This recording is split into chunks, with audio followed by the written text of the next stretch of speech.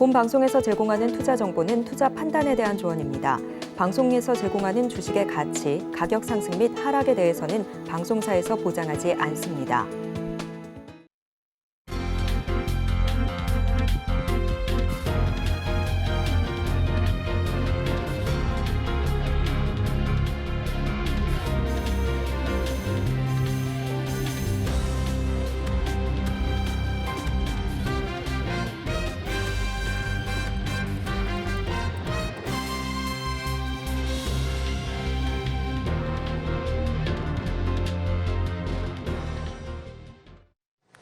시청자 여러분 안녕하세요. 오늘을 돌아보고 내일을 준비하는 오늘장 내일장 일부 진행의 백선혜입니다. 엔비디아발 이슈로 인해선 오늘 우리 시장에서는 반도체주의 훈풍이 불고 있습니다. 지수 역시도 모두 빨간불을 켜고 있고요. 양대 시장에서는 외국인과 기관이 쌍끌이 매수를 해주고 있습니다. 또 장 마감 후에는 하이퍼클로바 X가 공개될 예정인데 이에 따라서 네이버의 주가 역시도 크게 움직이고 있는 상황입니다.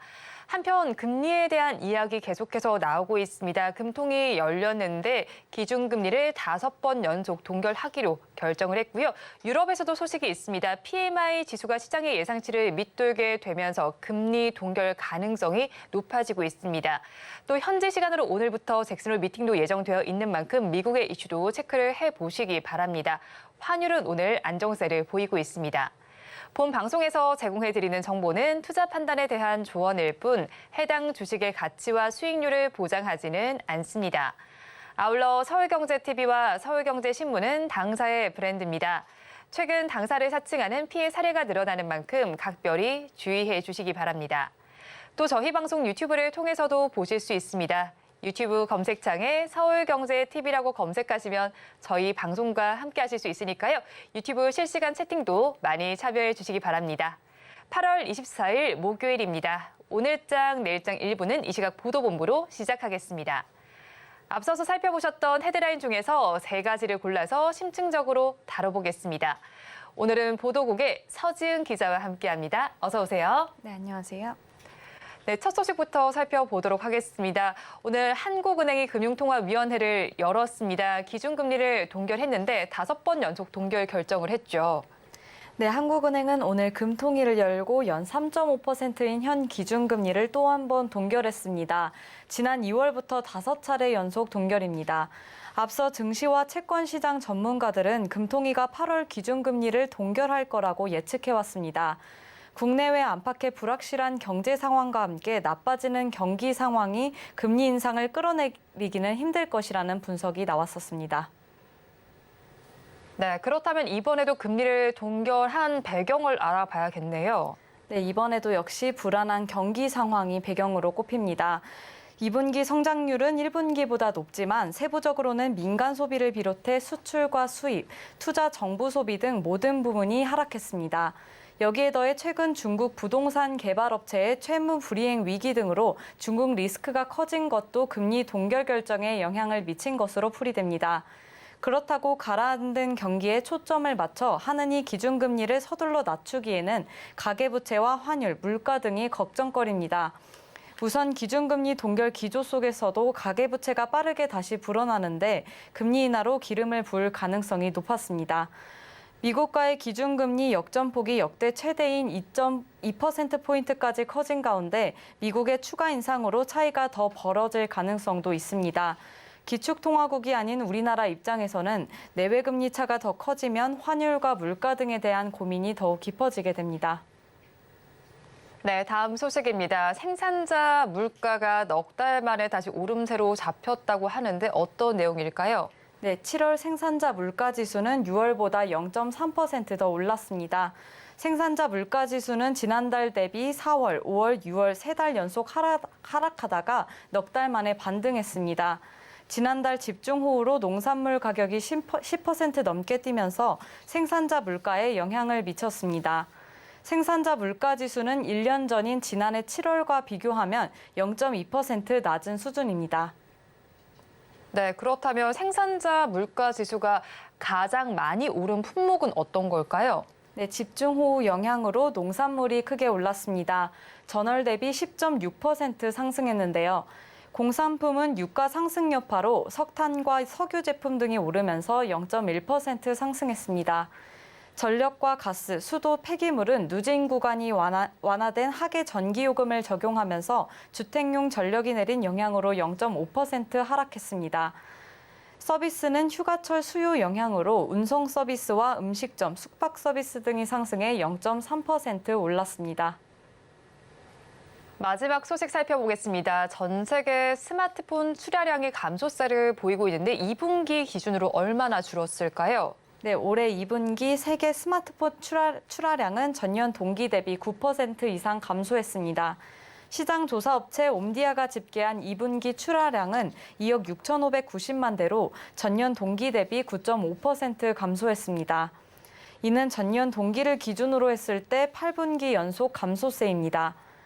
업체별로는 삼성전자가 5,330만 대로 가장 많은 출하량을 기록하긴 했지만 전년 동기 대비 14.3% 감소했습니다.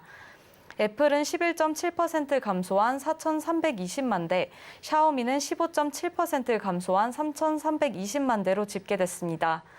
옴디아는 삼성전자의 스마트폰 시장 점유율은 20%로 여전히 스마트폰 업계 1위 자리를 지키고 있다고 설명했습니다. 그러면 스마트폰의 출하량이 왜 감소 추세를 보이는 건가요? 네, 세계 스마트폰 시장의 양대 산맥인 중국과 미국의 수요 부진이 영향을 미친 것으로 풀이됩니다. 미국 시장 분석업체 카운터포인트에 따르면 연간 평균 4억 5천만 대의 스마트폰을 구매하던 중국의 수요가 올해는 2억 7천만 대로 줄어들었습니다. 또 북미 지역에서도 상반기에만 출하량이 두 자릿수의 하락률을 보였다고 리서치 업계는 설명했습니다. 네, 오늘 이 시각 보도본부에서는 금통위부터 스마트폰 출하량 소식까지 전해드렸습니다. 보도국 서지은 기자와 함께했습니다. 오늘 말씀 고맙습니다. 감사합니다. 계속해서 시황센터 연결해서 이 시각 시장 상황 알아보도록 하겠습니다. 최유정 캐스터가 준비하고 있습니다. 시황센터 최유정입니다. 오늘 한은 금통위는 기준금리를 연 3.5%로 동결했습니다. 2월부터 이어진 5차례 금리 동결인데요. 이로써 미국과의 금리 차는 2%포인트로 역대 최대 수준을 유지했습니다. 또 간밤 뉴욕 증시는 국채금리가 하락하면서 3대 지수 모두 견조한 흐름 보였습니다. 나스닥 지수는 1%대 넘는 강세 보였고요. 필라델피아 반도체 지수도 2% 넘는 오름세로 장을 마쳤습니다. 또 엔비디아는 시장의 예상치를 훌쩍 뛰어넘는 호실적을 발표했는데요. 이에 따라 시간외 거래에서 급등하는 모습 보여줬습니다. 오늘 우리 시장도 이런 뉴욕 증시의 훈풍을 이어받는 모습인데요. 양시장 아주 견조한 흐름 보이고 있습니다. 그렇다면 보다 자세한 지수 상황 살펴보도록 하겠습니다.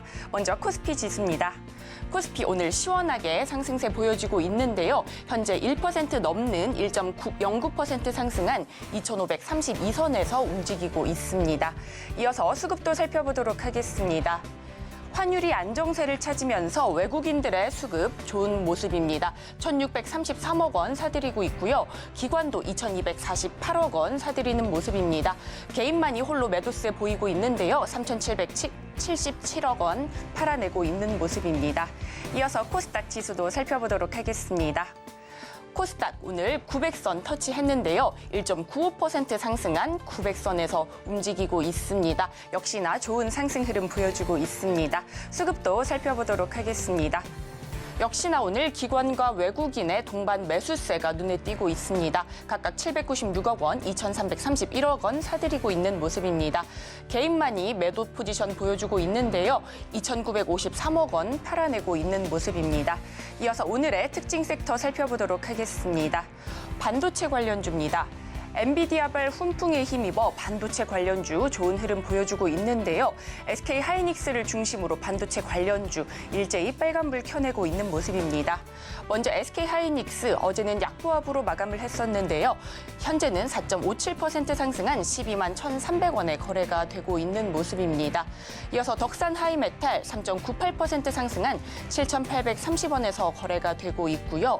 마이크로 컨텍솔 이거를 연속 파란불 켜냈는데 오늘은 12.41% 상승한 8,060원에 거래되고 있는 모습입니다. 이어서 다음 특징 섹터도 살펴보도록 하겠습니다. 음식료 관련주입니다. 오늘부터 후쿠시마산 오염수가 방류가 됐는데요. 이에 따라 음식료 관련주도 일제히 팔아내고 있는 모습입니다. 먼저 사주시푸드 5.98% 하락한 4,635원에서 거래가 되고 있고요. 사주 오양도 2.55% 하락한 8,420원에 거래가 되고 있는 모습입니다. 한성기업 역시 2.13% 하락한 5,060원에서 거래가 되고 있습니다. 이상 오늘장 시황 살펴봤습니다. 남은 오후장도 저희와 함께 하시면서 현명한 투자 전략 세워가시기 바라겠습니다. 시황센터 최유정이었습니다.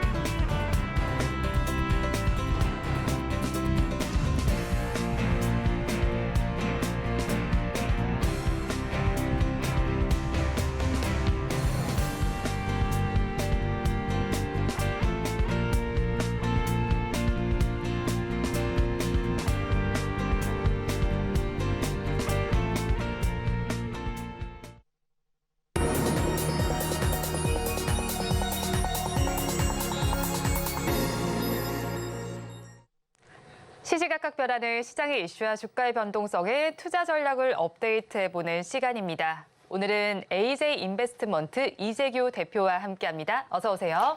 안녕하세요. 네, 대표님과 이야기 나눠볼 뉴스 화면을 통해서 살펴보겠습니다. 간밤 엔비디아는 올해 2분기 실적을 발표했습니다. AI 하드웨어 부문에서 폭발적인 실적 성장을 공개했는데요. 우리나라 AI 관련주들이 반응하고 있습니다. 또 오늘 오후 하이퍼클로바X도 공개될 예정입니다. 관련해서 반도체와 AI 섹터 내에서 강세가 관찰되고 있습니다. 자세한 내용 짚어보도록 하겠습니다. 엔비디아는 간밤에 호실적을 발표했고요. 또 하이퍼클로바X도 공개까지 약 2시간을 앞두고 있습니다. 그런 만큼 AI와 또 반도체 모두 좀 강세를 보이고 있는 상황인데 종목별로 주가 양상부터 좀 말씀해 주세요. 네, 오늘 그 네이버 쪽에서 그 거대 AI를 발표한다라고 했죠. 공개한다라고 해서 네. 지금 한 2시간 정도가 남아 있는데 관련되어 있는 종목군들이 굉장히 좋은 모습을 보이고 있습니다. 특히 네이버 같은 경우는 지금 당장에도 강세를 계속해서 이어가고 있는 네. 모습이고 관련주라고 엮여 있었던 뭐 브리지텍이라든지 마음 AI라든지 관련되어 있는 종목들이 대체적으로 좀 좋은 모습을 보이고 있습니다. 반면에 좀 같은 업종 비슷한 경쟁 기업이라고 할 수 있는 카카오 같은 경우는 상대적으로 좀 약한 모습을 보이고 있는데 네. 지금 네이버는 굉장히 좋은 모습, 저점에서 이제 돌려 세우는 모습이 나오고 있지만 이제 AI 쪽에 관련되어 있는 종목들, 그러니까 우리가 챗 GPT 때 이슈가 됐었던 그 AI 관련주들 같은 경우는 굉장히 오랜 기간 조정을 받았다가 올라오는 상태이기 때문에 지금 상승의 강도 자체가 그렇게 강하다라고 보여지진 않습니다. 그래서 이 네이버 쪽에서 이 하이퍼클로버 X가 공개가 되고 나서 네. 이 부분들이 얼마만큼 더 이슈가 지속되느냐에 따라서 관련되어 있는 AI 관련주들의 주가의 연속성이 좀 더 부여될 수 있을지 없을지가 결정될 가능성이 높다라고 보고 있습니다.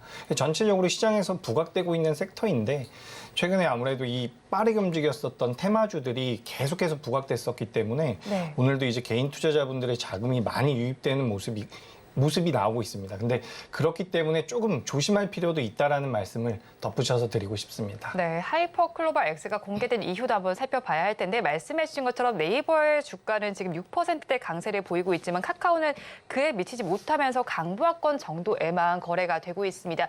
그렇다면 이번에 엔비디아의 실적 이야기를 좀 해봐야 될 것 같습니다. 간밤에 실적을 공개했는데 월가의 예상치를 크게 상회한 수치로 집계가 됐습니다. 지난해와 비교하면 매출은 88% 이상이 증가했는데요. 그러면 엔비디아 하면 사실 저희가 반도체 주로도 엮이고 또 AI, 챗봇 주로도 엮이게 되는데 엔비디아의 실적이 앞으로 AI나 챗봇주에 어떤 방향성을 잡아주게 될까요? 네, 오늘뿐만 아니라 네. 사실 이 엔비디아 같은 경우는 전 세계 글로벌 증시에서 지금 가장 뜨겁게 움직이는 기업이라고 우리가 볼 수 있을 것 네. 같습니다. 말씀하셨던 것처럼 실적이 굉장히 잘 나왔죠. 매출 같은 경우도 그렇지만 영업이익 같은 경우는 작년 동기 대비해서 거의 500% 가까이 엄청나게 상승을 했고 특히 월가의 예상치까지도 크게 상회하면서 굉장히 좋은 흐름을 이어가고 있다라고 보고 있습니다. 근데 반도체 쪽에 대한 부정적인 이슈들도 계속해서 있었던 상황이죠. 재고도 많이 남아 있고 여러 가지 부담됐었던 상황인데 엔비디아가 실적을 이렇게 내놓으면서 반도체 업종에 대한 기대감도 다시 한번 살아나고 있는 부분이다라고 볼 수가 있는 부분이고 특히 우리나라의 SK하이닉스 같은 경우는 이 엔비디아의 지금 HBM이라고 해서 메모리 반도체를 공급을 하고 있습니다. 그래서 이 반도체가 있어야지만 엔비디아에서도 이 GPU라고 하는 그래픽 카드를 만들 수가 있고 네. 이걸 가지고 이제 AI 쪽에 대한 투자를 할 수가 있기 때문에 우리나라 기업들에는 전체적으로 좀 긍정적인 이슈를 계속해서 줄 가능성이 높다라고 보고 있습니다.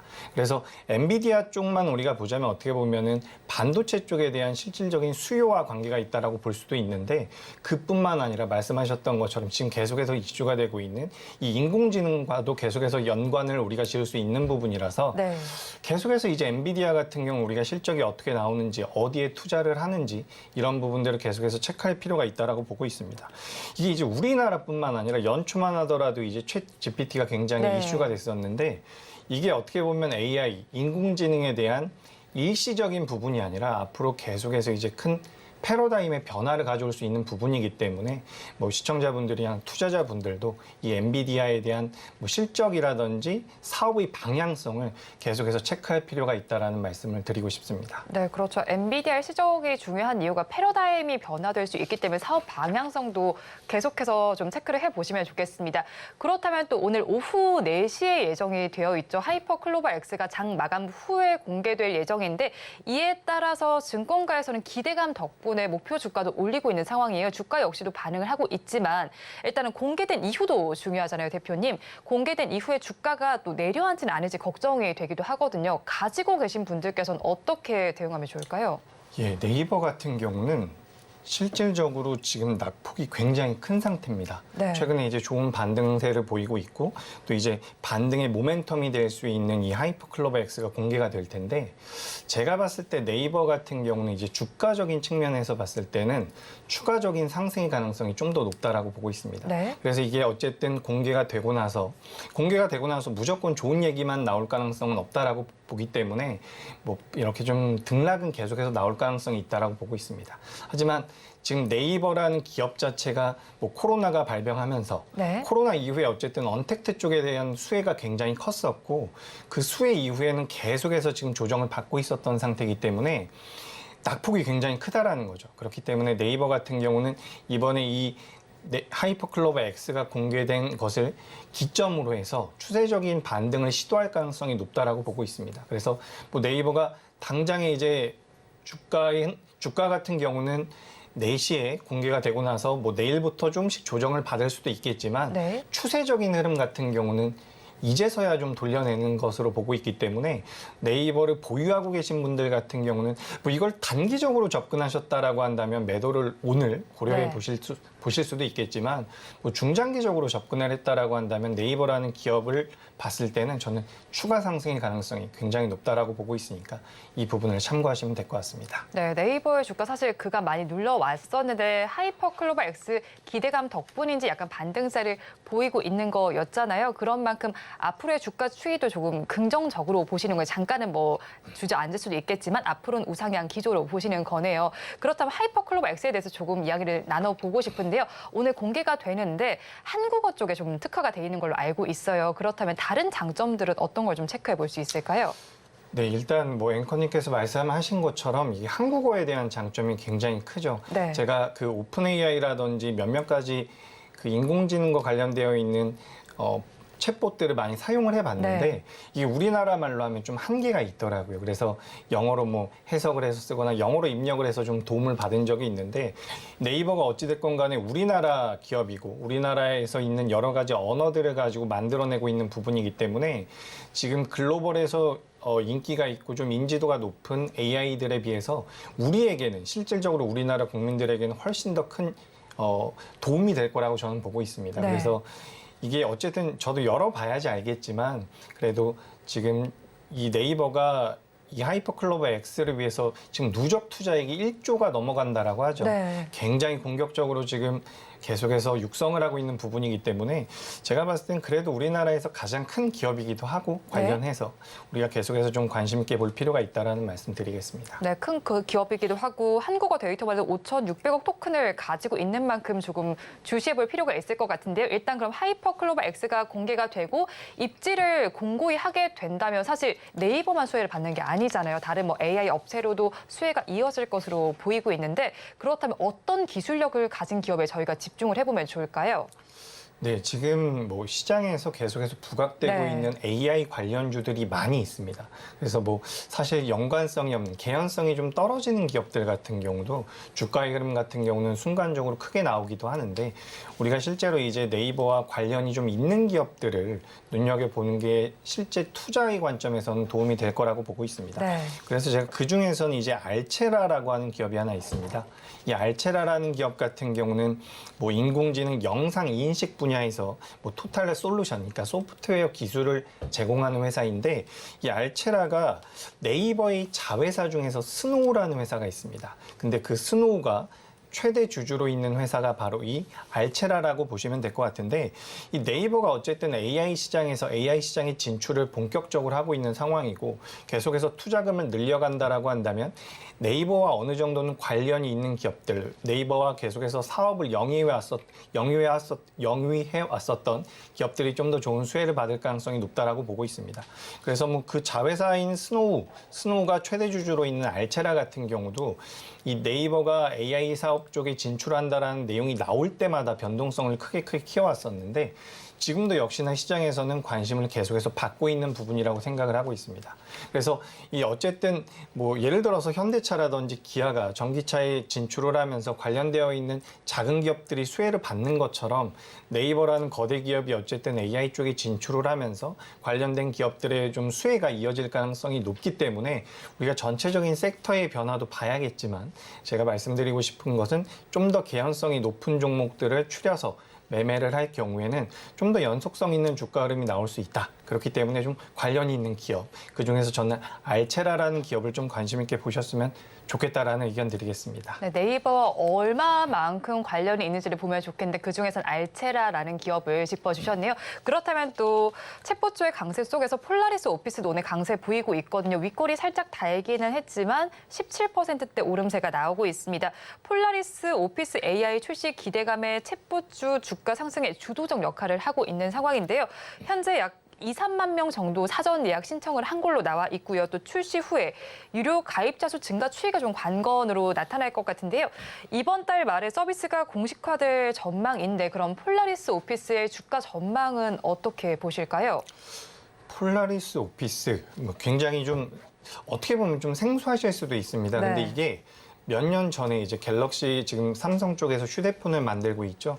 휴대폰에서 이제 옛날 버전들의 이 폴라리스 오피스가 계속해서 어플리케이션으로 같이 판매가 됐었던 경우가 있습니다. 그래서 저는 그때부터 이 폴라리스 오피스가 굉장히 좀 유망한 기업이구나라고 생각을 하고 있었는데 최근에는 이제 이 AI 오피스 플랫폼이라고 해서 이 네이버뿐만 아니라 글로벌적으로 좀 인지도가 높은 이 생성형 AI 관련되어 있는 뭐 오픈 AI도 마찬가지고요. 다른 것들 마찬가지로 이 생성형 AI 기능을 적용한 AI 오피스 플랫폼을 만들었다라고 네. 보시면 될 것 같습니다. 그래서 그 AI를 이용해서 이 오피스 플랫폼을 만들게 된 부분인데 계속해서 이 기대감은 커질 거라고 보고 있습니다. 그러니까 우리가 사무를 하는 데도 있어서도 굉장히 큰 도움이 될 가능성이 높다라고 보고 있고 이런 부분들은 어쨌든 계속해서 개선이 돼 나갈 가능성이 높다라고 보고 있습니다. 그래서 7월 달부터 이제 네이버 쪽과도 연관이 있다라는 내용들이 부각되면서 주가 흐름은 굉장히 강하게 나오고 있기 때문에 지금 당장 이제 주가 흐름만 놓고 봤을 때는 살짝 부담이 되는 부분이 있죠. 오늘도 이제 20% 가까이 올라오고 있는 상황이기 네. 때문에 이걸 이제 보유하신 분들 같은 경우는 조금 더 모멘텀이 이어질 가능성이 있겠지만 신규 접근을 하기에는 살짝 부담스러운 부분은 분명히 있습니다. 그래서 이제 폴라리스 오피스가 앞으로 AI 쪽에 대해서 이 AI 오피스 플랫폼을 어떻게 만들어가는지에 대해서는 우리가 체크할 필요가 있지만 매매의 관점에서는 우리가 좀 조심할 필요도 있다라는 말씀을 첨부하고 싶습니다. 네, 폴라리스 오피스 AI에 대한 부분은 관심을 확대해 볼 만하지만 매매 시점은 조금 고려를 해봐야겠다라고 짚어주셨습니다. 그렇다면 저희가 또 카카오도 사실은 연내 코 GPT 출시 예정이 되어 있잖아요. 코츠 GPT 출시 예정되어 있는데 이것도 역시나 한국어 기반인데 이 부분은 어떻게 보실까요? 네, 네이버와 카카오가 계속해서 경쟁 관계에 놓여 네. 있죠. 그래서 투자자분들도 제가 좀 만나보면 네이버를 선호하는 분들도 계시고 카카오를 선호하시는 분들도 계십니다. 근데 지금 일단 시장에서는 시장이라기보다는 뭐 약간 여의도에서는 네. 네이버 쪽에 조금 더 이제 점수를 주고 있는 부분이 뭐냐면 양 사이 그런 사업 구조를 우리가 좀 뜯어봤을 때 네이버가 좀 더 집중도가 있다라고 보고 있습니다. 저도 약간 그렇게 생각을 하고 있는 부분이 뭐냐면 지금 카카오가 굉장히 큰 폭으로 성장하기는 했지만 네. 이 계열사의 그 숫자 자체가 네이버보다 훨씬 더 많습니다. 그러니까 카카오 같은 경우는 계열사가 굉장히 많다라는 거죠. 그게 어떻게 보면 굉장히 큰 장점도 되지만 지금 네이버 같은 경우는 계열사들을 많이 늘리지 않으면서 일부 사업에 굉장히 집중하는 모습을 보여주고 있고 실질적으로 이 하이퍼클로버 X 같은 경우도 카카오의 그런 생성형 AI보다 지금 거의 2달 정도, 2달. 그러니까 카카오 쪽에서는 이제 10월 이후에 공개를 한다라고 내용이 나왔는데 네. 2달 정도 이제 먼저 이제 공개를 하고 있는 부분이죠. 그래서 이런 부분들이 어쨌든 조금 더 발빠르게 움직이고 있다. 네. 저는 그렇게 생각을 하고 있는 부분입니다.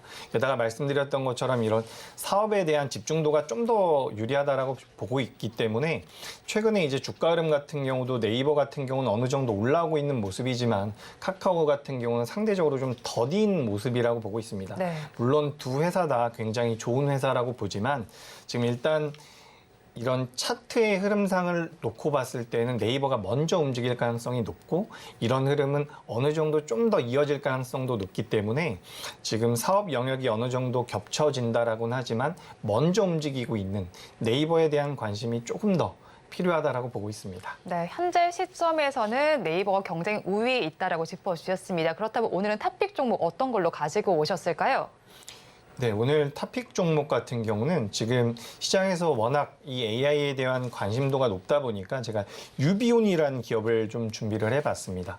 이 유비온 같은 경우도 이제 AI와 관련되어 있는 기업이라고 보시면 되는데 우리가 이제 좀 한마디로 정의를 해보자면 에듀테크라는 그런 사업을 영위하고 있다. 이렇게 에듀테크 관련 기업이라고 보시면 되는데 어쨌든 우리가 교육에 대한 관심도가 굉장히 높죠. 그래서 네. 교육에 대해서 뭐 투자도 많이 하고 뭐 학부모들 같은 경우는 자식에게 투자도 많이 하고 있는 부분인데 이 에듀테크가 네이버 클라우드와 맞춤형 이제 개개인에 대한 뭐 수학을 잘한다면 수학이 아니라 뭐 영어라든지 좀 약한 부분 개개인에 맞춰서 맞춤형 교육 서비스를 개발하겠다고 지금 MOU가 진행되고 있는 상황입니다. 네이버 쪽과.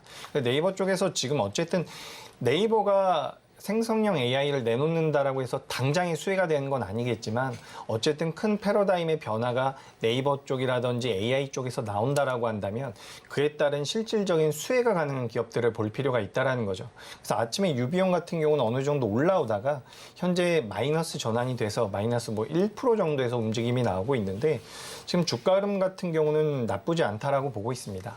다만 이제 내일까지는 한번 볼 필요가 있다라고 보는데 제가 어쨌든 이 종목을 공략해 본다면 오늘 종가 기준으로 공략이 가능하다라고 보고 있고 목표가를 잡아보자면 이게 굉장히 무거운 기업은 아닙니다. 시가총액이 크지 않기 때문에 뭐 목표가 같은 경우는 좀 넉넉 잡아서 2,800원 정도를 잡아드리도록 하겠습니다. 그리고 반대로 이제 주가가 빠지는 경우도 있기 때문에 손절가 같은 경우는 2,000원 정도로 이렇게 설정을 해서 우리 시청자분들께 소개를 한번 드리고 지금 이게 AI 쪽으로만 보실 게 아니라 계속해서 이제 교육 쪽에 대한 모멘텀도 생길 수가 있는 부분들 최근에 이제 어쨌든 테마주들이 굉장히 빠르게 움직이고 있죠.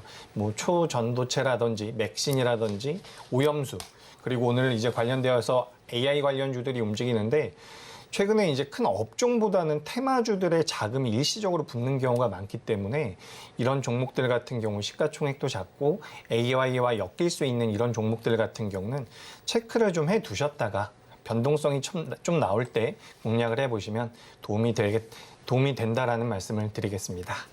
네, 탑픽 종목으로는 유비온 짚어주셨습니다. 지금까지 AJ 인베스트먼트 이재규 대표와 함께했습니다. 오늘 말씀 고맙습니다. 고맙습니다.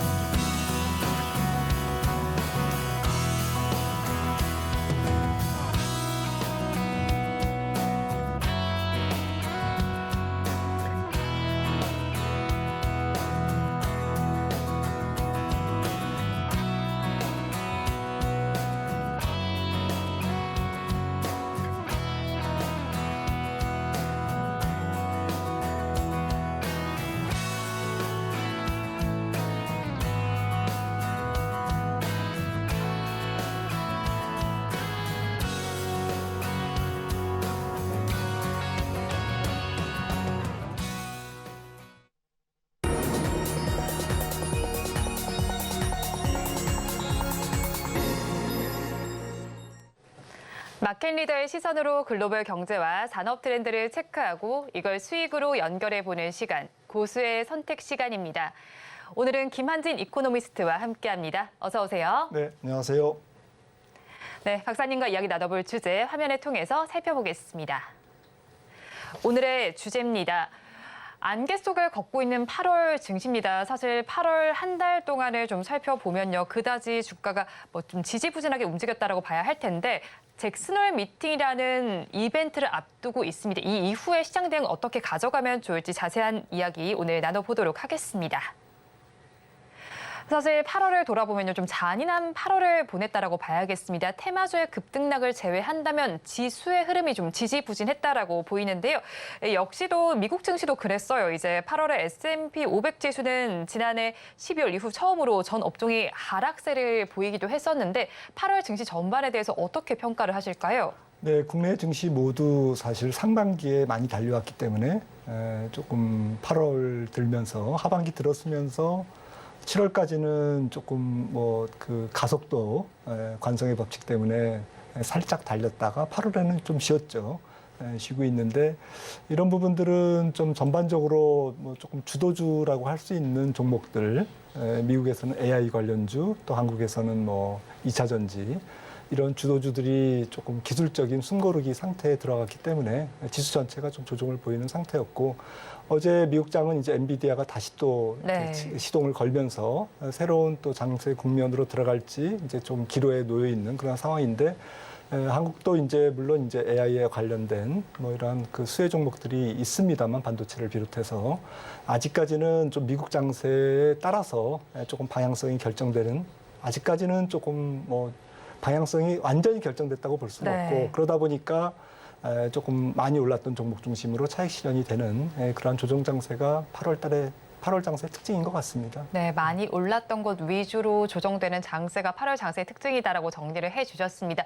그렇다면 또 요즘에는 미국 국채 금리에 대한 이야기도 빼놓을 수가 없습니다. 어제는 그래도 2년물과 10년물 모두 좀 내려간 수치로 집계가 됐지만 사실 요즘에 추이를 보면 16년 만에 최고치로 지금 집계가 되고 있어요. 이렇게 된 배경을 어디서 찾을 수 있을까요? 네, 사실은 뭐 놀랍죠. 지금 뭐 미국채 금리가 원래 생각대로라면 뭐 3%대 언저리에 와 있어야 네. 되는데 지금 4%를 넘어서 오히려 뭐 4.3% 최고점에 거의 근접해 있는 상태입니다. 그런 이유는 아무래도 미국 같은 경우에 아시다시피 성장률이 굉장히 좋지 않습니까? 네. 1분기 성장률이 2.0이었고 2분기가 2.4. 그리고 3분기가 지금 예상은 뭐 애틀란타 연은 같은 경우에는 5.8. 물론 내려오겠습니다만은 5%대 성장률을 3분기에 넘본다라는 것은 뭐 굉장히 놀라운 사실이죠. 그러니까 미국 경기가 너무 좋기 때문에 고용도 타이트하고 아직까지 임금 상승률도 조금 깐깐하고 네. 그리고 전체적으로 경기가 좀 식지 않고 있기 때문에 이런 부분들이 뭐 국채 금리의 상승으로 이어지는 것 같고요.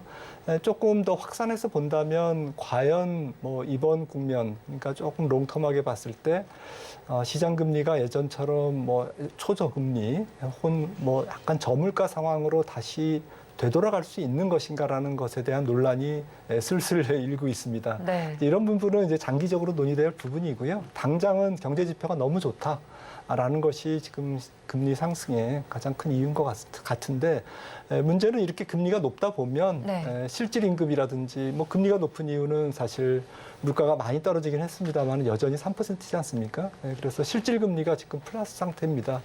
물론 미국 같은 경우에 그렇게 높은 실질 금리는 아니지만 그래도 뭐 금리가 한 4.3이면 3% 물가를 빼면 그래도 한 1, 2% 네. 정도가 계속된다면 결국에는 몇 달 후에는 이제 경기가 조금 둔화되는 거죠. 네. 실질 임금도 둔화되고 실질 소득도 약해지기 때문에 그러한 측면에서 아마도 10년물 4.3%는 지금 한 9분응선 정도 고점에서 한 9분응선 언저리가 아닌가 이렇게 생각을 합니다. 네, 뭐 경제 지표들이 조금 긍정적으로 나오면서 국채 금리가 상승했다라고 좀 네. 분석을 해보면 되겠네요. 그렇다면 또 우리나라도 오늘 금통위가 열렸었잖아요. 뭐 시장의 예상대로 동결을 했습니다. 5번 연속 동결을 했는데 이렇게 오늘 전해진 금통위 결과에 대해서는 어떻게 해석을 하실까요? 네, 일단 동결을 했지만 뭐 기자회견 내용이라든지 여러 가지를 종합해 볼 때는 하는 금통위원들 6명이 3.75% 그러니까 앞으로도 한 번은 인상할 것을 열어두었다라고 네. 이제 얘기를 했지 않습니까? 그러니까 지금 금리 인하를 얘기하는 것은 너무 시기상조다라는 것이 이제 좀 핵심적인 내용인 것 같습니다. 사실은 조금 올리고 싶은데 못 네. 올리고 있다. 여러 가지 경제 사건 네. 문제라든지 특히 최근에 뭐 중국의 좀 부동산발 좀 금융 위험이라든지 네. 또 경기 침체 가능성이라든지 이런 부분들이 대내외 이제 경제 환경이 매크로 환경이 썩 좋지 않기 때문에 조금 뭐 내려야 되는 게 마땅하지 않나 이런 기대감을 이제 시장에서는 갖고 있지만 네. 가계부채 증가라든지 또 지금 아직까지 물가가 잡혔지만 사실 소비자 물가도 한 2.3%까지 내려갔다가 다시 3% 정도로 다시 조금 살짝 올라왔거든요. 네. 그런 측면에서 전체적으로 물가가 완전히 잡힌 것은 아니다라고 이제 보는 것 같고요. 특히 미국과의 금리 차이가 200bp, 2%포인트나 지금 나고 있기 때문에 일단은 뭐 조금 지켜볼 것 같습니다. 네. 차기 금통위가 우리나라 같은 경우는 10월 19일이죠. 네. 그런데 이제 9월 달에 9월 20일 날 FOMC가 먼저 있기 때문에 9월 20일 날 동결이 유력하지 않습니까? 네. 동결을 한 걸 보고 그다음에 이제 차기 그 FOMC에 대한 코멘트를 조금 보면서 연준의 눈치를 보면서 올려도 만약에 금리를 올린다면 11월 1일 날 FOMC에서 금리를 미국이 25bp를 올려서 네. 5.75까지 갖다 놓는다면 네. 한국은행도 11월 30일 금통위에서는 좀 25bp를 올릴 가능성은 우리도 열어놔야 될 것 같습니다. 그러니까 네. 정리해서 말씀드리면 11월 30일까지는 뭐 조금 한국은행은 금리를 손대지 않는다. 네, 일단은 뭐 몇 달 지켜봐야 될 것 같습니다. 네, 일단 11월 30일까지 금리 기조는 뭐 유지가 될 것이다라고 보시는 건데요. 그렇다면 사실 저희가 더 궁금한 건 금리 인하 시점이긴 하잖아요. 매크로 환경이 이렇긴 하지만 금리 인하 시점은 언제쯤일 걸로 보실까요? 네, 아무래도 뭐 하는 총재께서도 뭐 시점을 얘기하기는 어렵다라고 얘기하셨고, 네. 그리고 연준이 인하하기 전에 인하할 수 있느냐라는 부분도 언급을 좀 회피하셨습니다. 네.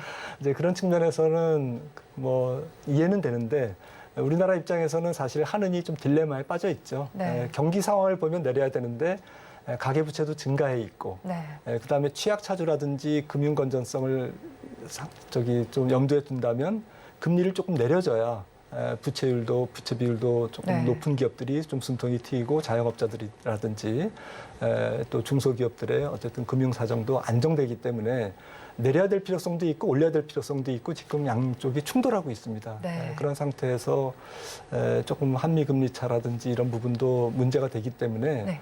아무래도 조금 올해는 지나야 될 것 같고요. 내년 중반 이후에 전 세계 경제가 조금 침체 국면에 만약에 동시에 같이 빠진다면 그리고 미국 경제가 좀 완연하게 조금 금리 물가 이런 부분들이 또 안정세로 완전히 접어들 때 그러니까 내년 한 이맘때쯤에 금리 인하가 좀 논의되지 않을까라고 저는 개인적으로 생각하고 있습니다. 네, 여러 가지 상황이 녹록지 않은 만큼 한국은행 역시도 고민이 많을 것 같습니다. 금리 인하 시점은 아마 내년 이맘때쯤이 아닐까라고 말씀을 해주기는 하셨는데 일단 한편 또 현지 시간으로 오늘부터는 잭슨 홀 미팅이 열리게 됩니다. 지난해에는 파월 의장의 입에 좀 많은 눈이 쏠렸었는데 이번에도 그렇게 될지 좀 궁금해요. 글로벌 경제 구조적 변화가 이번 미팅의 주제인데 어떤 내용이 이번 미팅에 좀 담기게 될까요? 네, 사실 작년에 그 잭슨 홀 미팅에서 한 8분 정도 파월 의장이 연설하고 네. 주가가 한 7% 빠졌습니다. 그 네. 이후로.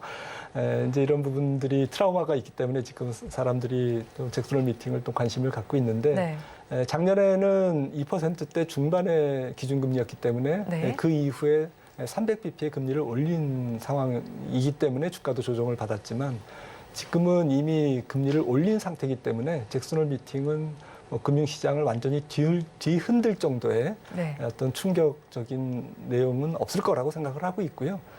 다만 이제 파월 의장은 기존에 조금 데이터 디펜던트, 데이터에 의존해서 앞으로 결정하겠다라는 그런 하지만 아직까지는 뭐 물가가 완전히 잡힌 건 아니다라는 네. 쪽에 약간은 매파적. 하지만 시장이 그렇게 그걸로 인해서 흔들릴 정도는 아닌 걸로 좀 안심하셔도 되지 않을까 생각을 하고 있고요. 네. 조금 글로벌 경제 구조적 변화는 그 매크로 혹은 전 세계 경제 구조적인 변화에 가장 정통한 세계 중앙은행장들이 모인 자리이기 때문에 조금 거기서 우리 세계 경제가 어떤 방향으로 흘러갈지, 인플레이션은 정말 고착화되는 건지, 그리고 금리 환경이라든지 이런 부분들은 앞으로 어떻게 되는 건지 네. 이런 부분 약간 장기적인 얘기들이 많이 나올 것 같습니다. 그런 부분들은 뭐 조금 매크로적인 그런 구조적인 변화이기 때문에 당장 시장에 영향을 주는 것은 아니고요. 네. 조금 참고 정도로 이렇게 이해하시면 될 것 같습니다. 네, 뭐 지난해 파월 의장이 8분 동안 발언하는 네. 동안 뭐 7% 빠진 것 같은 뭐 충격은 네, 없겠네요. 네, 네. 그렇다면 또 어제는 엔비디아가 실적을 발표했는데 굉장히 좋은 실적을 발표해서 시장의 예상치를 많이 웃도는 실적을 발표했고요. 거기에 3분기 실적도 긍정적일 것으로 전망되고 있습니다. 그러면 이렇게 엔비디아 실적이 좋다면 반도체주에도 좋은 영향을 미칠 것 같은데 어떻게 보실까요? 네, 정말 엔비디아 실적은 어제 놀라웠죠. 네. 그리고 놀라웠고, 뭐 매출액 같은 경우에는 YOY로 뭐 더블 이상이 나왔기 때문에 또 3Q 말씀하셨듯이 네. 가이던스도 굉장히 훌륭해서 거의 뭐 역대급이었습니다. 네. 그래서 좀 주목할 것은 뭐 젠슨 황 CEO가 얘기했듯이 새로운 컴퓨팅 시대가 도래하고 있다. 네. 고속 컴퓨팅과 AI 친화적인 생성형 AI에 걸맞는 그런 컴퓨팅 시대가 열리고 있다는 것이 저는 제일 인상적이었고요. 그런 측면에서 AI와 관련된 인공지능과 관련된 낙관론은 조금 확산될 가능성이 하반기에 있어 보입니다.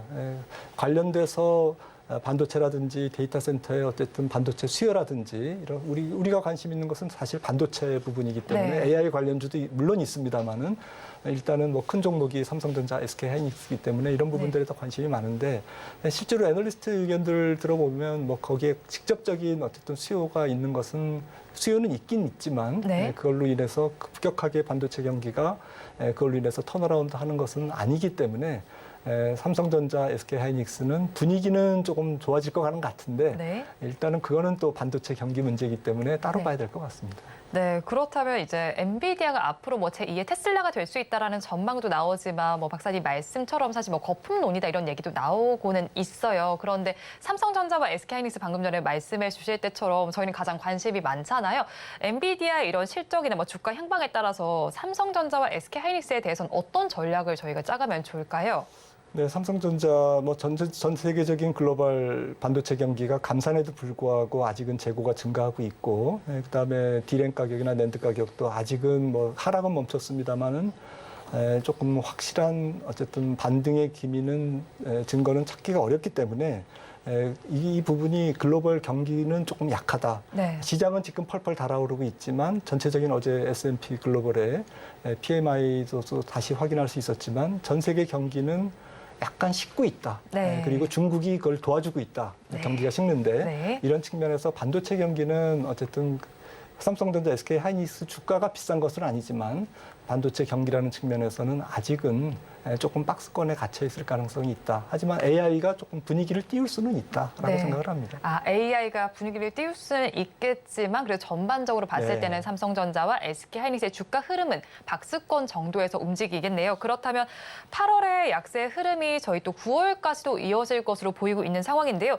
9월의 시장 투자 전략은 저희가 어떻게 가져가면 좋을지 궁금하거든요. 어떻게 보실까요? 네, 9월도 어쨌든 성장주가 조금 순환매를 돌 것 같고요. 네. 그러니까 시장 전체가 좀 화끈하게 올라가기에는 시장 에너지가 부족할 것 같습니다. 네. 그런 측면에서 좀 핵심 성장주들이 다 같이 가기도 어렵고 조금 순환적으로 좀 지그재그식으로 가지 않을까라고 생각을 합니다. 그래서 전체적인 매크로 환경은 주식시장이 바로 대세 약세장으로 빠지기에는 조금 어려운, 오히려 좀 낙관적인 측면도 있지만 그렇다고 바로 대세 상승장으로 레벨업 되기에도 좀 네. 한계가 있다라는 관점에서 좀 9월장도 역시 제한된 범위에서 움직이는 종목 장세가 되지 않을까 싶습니다. 네, 8월과 마찬가지로 9월도 좀 제한된 범위에서 네. 움직일 것으로 예상이 되네요. 그렇다면 이렇게 좀 힘든 시장 속에서 저희는 9월에는 어떤 섹터에 관심을 확대해 보면 좋을까요? 네, 아무래도 말씀드렸듯이 조금 시장 에너지는 약하고 그렇다고 성장주에 대한 스토리는 계속 좀 전 세계적으로 네. 좀 엔비디아발 AI의 어쨌든 스토리텔링은 계속될 거기 때문에 그런 측면에서 우리나라에서도 좀 테크 주식이 조금 유리하지 않을까. 네. 여러 가지 테크 소부장, 소재 부품 장비라든지 혹은 조금 광범위하게 인터넷이라든지 AI 관련주죠. 그런 쪽이라든지 조금 더 범위를 확산하면 성장주 카테고리에 들어가는 섹터들은 잠깐씩 순환매에 동참할 수 있지 않을까. 엔터라든지 네. 방산이라든지 신재생이라든지 이런 쪽에서 조금 순환매가 계속되는 그런 9월장이 아닐까 생각을 합니다. 네, 9월장 내에서 성장주 내에서는 그래도 흐름이 관찰될 수 있을 것이라는 의견이시네요. 그런데 또 미국의 고금리는 장기화되고 있고 중국에서는 또 예상보다 크게 금융 리스크가 직면한 상황이잖아요. 그런 만큼 퍼펙트 스톰이다 이런 이야기도 나오고 있는데 이에 대해서 박사님께서는 어떻게 보실까요? 네, 중국 문제는 조금 지켜봐야죠. 근데 중국의 총량적인 그러니까 양적인 성장률이 둔화되는 것에 조금 기여는 할 것 같습니다. 지금 중국 부동산 문제가 워낙 헤비한 문제고 네. 또 단기간에 해결할 수 있는 문제는 아니고 또 헝다, 비구이안, 완다에 이어서 또 계속 나오고 있지 않습니까? 그리고 아직까지는 조금 하반기에 계속 조금 작은 부동산 개발 업체들이 계속 디폴트 이슈가 나올 것 같습니다. 그런 측면에서 중국의 성장률도 올해 조금 낮아질 것 같고 내년도 성장률도 낮아질 것 같습니다. 그런 측면에서 중국 경제가 불안한 것은 맞는데 이게 이제 퍼펙트 스톰, 전 세계 경제를 뒤흔들 정도의 네. 그러한 상황으로 이어지지는 않을 것 같고요. 중국은 이제 사회주의 경제 체제이기 때문에 그 자체 안에서 4대 상업은행이 국영은행이죠. 국영은행이 그걸 흡수하고 NPL이 높아지는, 부채 비율이 높아지는 그러한 상태에서 국가 부채 비율이 GDP 대비 계속 올라가는 그러한 그림이 될 것 같습니다. 그러니까 중국 안에서 해결된다는 문제죠. 하지만 중국발 전 세계 경제의 디플레이션 환경은 지금 분명한 거기 때문에 네. 결국엔 지금 우리가 우려하는 여러 가지 금리라든지 또 연준의 통화 정책이라든지 이런 부분도 자연스럽게 연말 연초부터는 오히려 조금 좀 디스인플레이션 혹은 디플레이션 또 금리 인하 쪽으로 환경이 조금 변화되는 네. 그런 변곡점에 지금 변곡점을 앞두고 있다 이렇게 생각을 합니다. 네, 중국의 경제 상황이 좋지 못한 것은 사실이고 어느 정도 영향은 받긴 하겠지만 전 세계 경제는 뒤흔들 정도는 아니라고 짚어주셨습니다. 지금까지 김한진 이코노미스트와 함께했습니다. 오늘 말씀 고맙습니다. 오늘장 내일장 일부에서 전해드린 내용 정리해서 보여드리겠습니다. 화면으로 확인해 보시죠. 오늘장 내일장 일부의 핵심입니다. 오늘 장 마감 후에 하이퍼클로바 X가 공개됩니다. 네이버는 조정이 있더라도 추세지계로 우상향을 할 것으로 전망을 해주셨고요. 다음으로 에듀테크 관련 기업인 유비오는 하이퍼클로바 X와의 시너지가 기대되는 만큼 관심을 가져보셔도 좋겠습니다. 마지막으로 매크로 환경 속에 9월 역시도 제한된 장세가 예상되고 있습니다. 성장주 중심의 매매 전략을 짜보시기 바랍니다. 본 방송에서 제공해드리는 정보는 투자 판단에 대한 조언일 뿐 해당 주식의 가치와 수익률을 보장하지는 않습니다.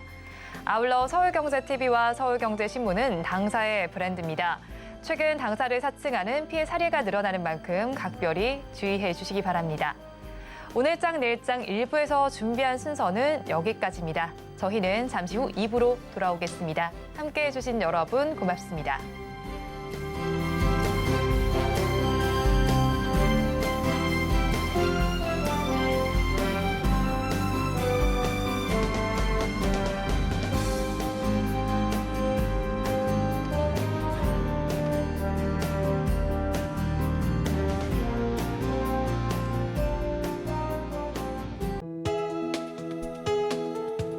본 방송에서 제공하는 투자 정보는 투자 판단에 대한 조언입니다. 방송에서 제공하는 주식의 가치, 가격 상승 및 하락에 대해서는 방송사에서 보장하지 않습니다.